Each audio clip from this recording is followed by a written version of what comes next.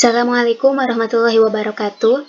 Halo semuanya, perkenalkan saya Penti Rahmawati dari Program Studi Ilmu Administrasi Niaga STIA YPPT Prihatim Tasikmalaya. Di sini saya akan menjelaskan tugas yang telah saya kerjakan, yaitu makalah tentang analisis rasio keuangan, guna untuk memenuhi tugas pada mata kuliah analisis laporan keuangan bisnis dengan dosen pengampu Bapak Haji Rudi Setiawan SEMM. Langsung saja ke bab 1, yaitu pendahuluan. Apa itu analisis rasio keuangan? Analisis rasio keuangan ini merupakan suatu alat dalam menganalisa dan mengukur kinerja perusahaan dengan menggunakan parameter kondisi kesehatan keuangan perusahaan tersebut. Untuk data-data keuangannya, biasanya bisa kita ambil dari laporan keuangan yang ada seperti neraca, laporan laba rugi, laporan arus kas, dan laporan-laporan lainnya. Jadi, rasio keuangan ini berupa metode yang biasa digunakan untuk melakukan analisis dengan menghitung nilai rata-rata terhadap laporan keuangan dan menjelaskan suatu hubungan antara suatu jumlah tertentu dengan jumlah yang lain dalam laporan keuangan tersebut. Kenapa ya harus menggunakan rasio keuangan ini?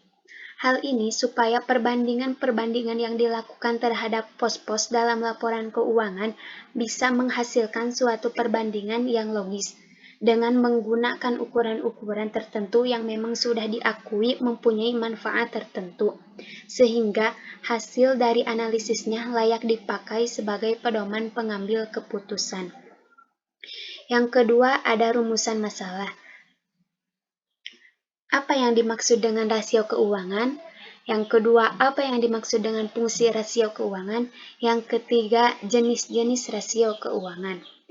Tujuan dari laporan keuangan ini adalah untuk memberikan sebuah gambaran dan penjelasan informasi mengenai posisi keuangan dan kinerja perusahaan yang dapat dijadikan pedoman dalam mengambil keputusan bisnis.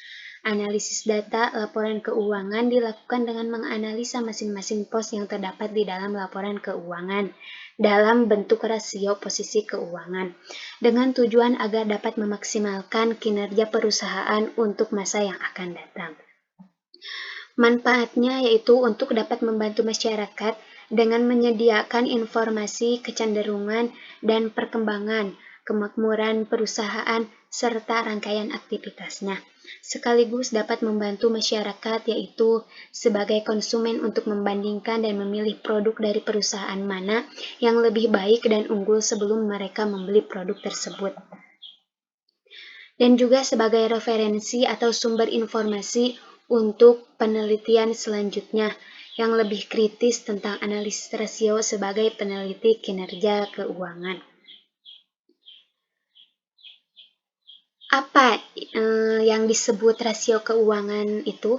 Rasio keuangan adalah salah satu metode analisa keuangan yang digunakan sebagai indikator penilaian perkembangan perusahaan dengan mengambil data dari laporan keuangan selama periode akuntansi, sehingga dapat diketahui kinerja maksimum keuangan perusahaan.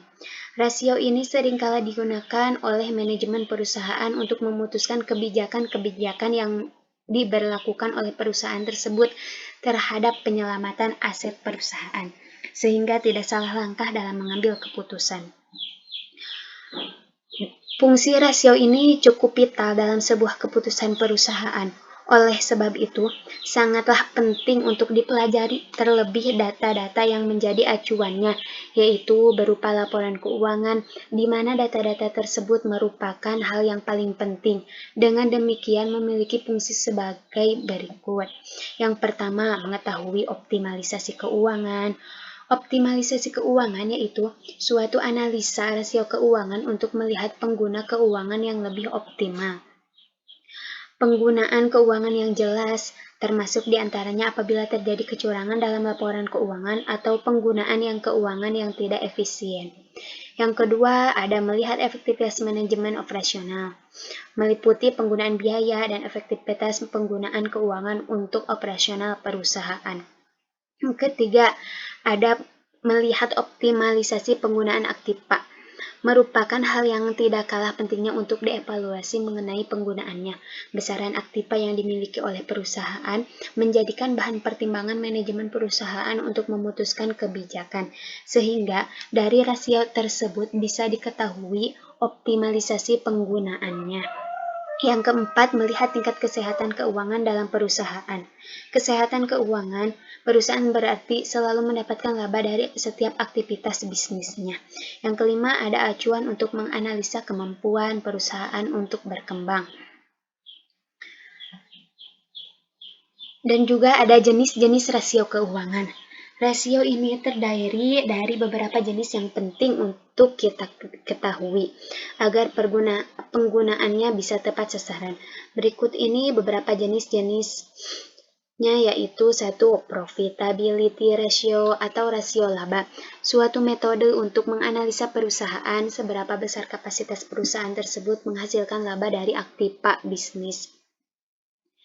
Yang kedua, ada liquidity ratio, rasio hutang jangka pendek. Teknik perhitungan untuk menganalisa kapasitas perusahaan untuk melunasi hutang jangka pendeknya. Semakin banyak hutang menunjukkan ciri perusahaan yang tidak sehat, bahkan besarnya hutang dapat menimbulkan kebangkrutan. Yang ketiga, ada solvency ratio atau rasio hutang, metode untuk menganalisa kemampuan perusahaan untuk melunasi hutang jangka panjang dan jangka pendek. Kemampuan tersebut sangat penting sebagai bahan pertimbangan para investor untuk menanamkan modalnya. Yang keempat, ada activity ratio. Setiap perusahaan tentunya memiliki aktiva yang dapat digunakan dalam proses produksinya. Yang terakhir, penutup kesimpulan. Kesimpulan dari makalah ini yaitu analisis rasio keuangan merupakan bagian dari analisis keuangan. Analisis rasio keuangan adalah analisis yang dilakukan dengan menghubungkan berbagai perkiraan yang terdapat pada laporan keuangan dalam bentuk rasio keuangan. Dari jenis-jenis rasio tersebut, kita dapat menggunakan rasio keuangan untuk mengevaluasi kondisi keuangan perusahaan dan kinerjanya. Analisis keuangan juga mempunyai beberapa keunggulan. Salah satunya adalah rasio sebagai pengganti sederhana dari informasi yang disajikan laporan keuangan yang sangat rinci dan rumit, dan rasio mengetahui posisi perusahaan di tengah industri lainnya. Sekian dari saya dan terima kasih. Wassalamualaikum warahmatullahi wabarakatuh.